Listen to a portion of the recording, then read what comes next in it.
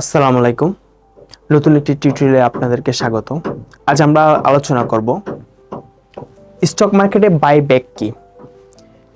Buyback হলো share বাজারে থাকা কোম্পানি নিজের শেয়ার আবার নিজেই কিনে নেওয়া।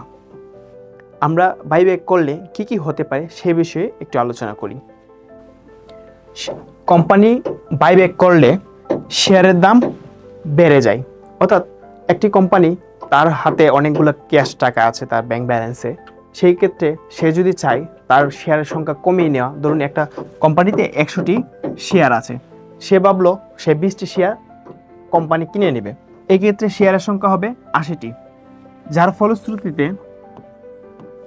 একটা ডিমান্ড ক্রিয়েট হবে এবং শেয়ারগুলোর দাম বেড়ে যাওয়ার সম্ভাবনা থাকবে।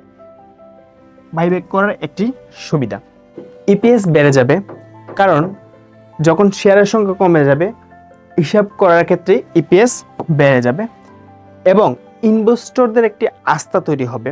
কারণ আমরা জানি একটি কোম্পানি ভালো হলে সে যদি জানে তার কোম্পানি ভবিষ্যতে ভালো করবে, সেই ক্ষেত্রে তো সে তার নিজের ক্যাশ টাকা দিয়ে তার শেয়ারগুলো বাইব্যাক করে নেবে, যার ফলে ইনভেস্টরও একটি আগ্রহ তৈরি হবে, না এই কোম্পানিটি ভালো, আমরা নিঃসন্দেহে বিনিয়োগ করতে পারি। কিন্তু বাস্তবতা হচ্ছে আমাদের মার্কেটে বাইব্যাক খুবই কম করে হয় না বললেই চলে।